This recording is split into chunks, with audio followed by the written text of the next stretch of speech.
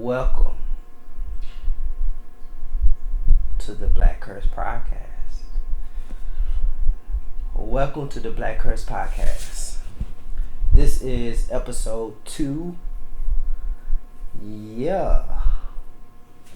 So we gotta get started with what we listened to, the vinyls we listened to before the show.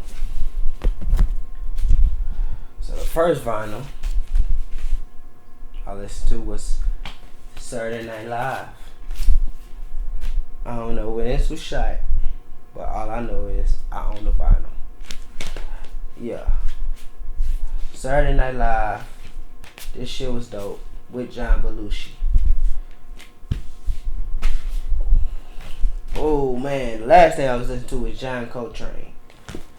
It's right here. Shit was hard. I always been a fan of jazz music.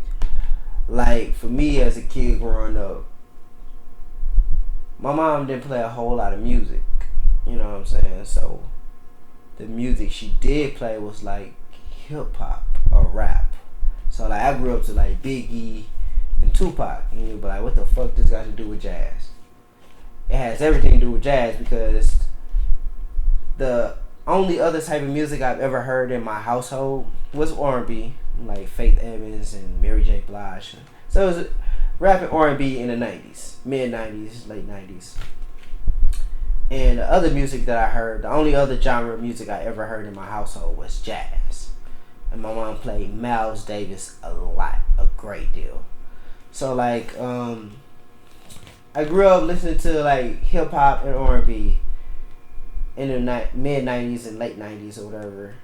And then jazz music. That was like the only other genre I heard in my household was jazz music. You know what I'm saying? It's not a very wide range of music, you know what I'm saying? But that's what I heard. I heard hip hop and rap and R&B and jazz music. So anyway, I like John Coltrane. Oh, and another thing about John Coltrane. My grandpa Claude, may he rest in peace.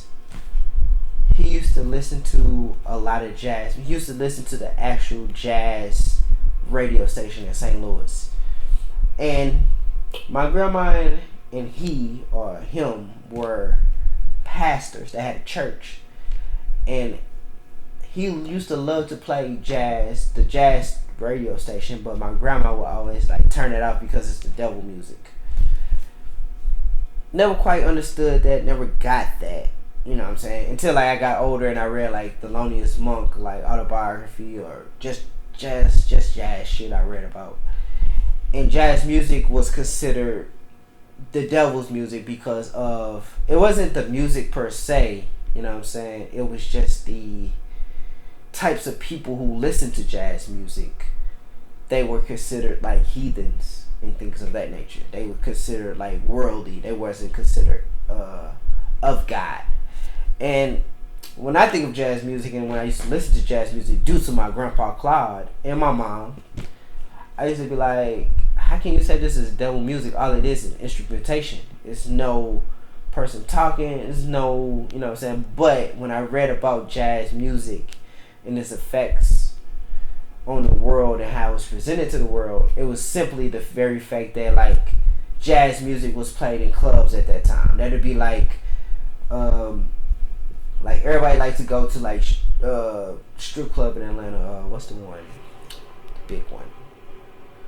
But anyway, like if you go to a strip club, just think about it. If you go to a strip club today, jazz. If back in the time, if you lived during those times, it'd be like you're going to a strip club and you're listening to jazz music.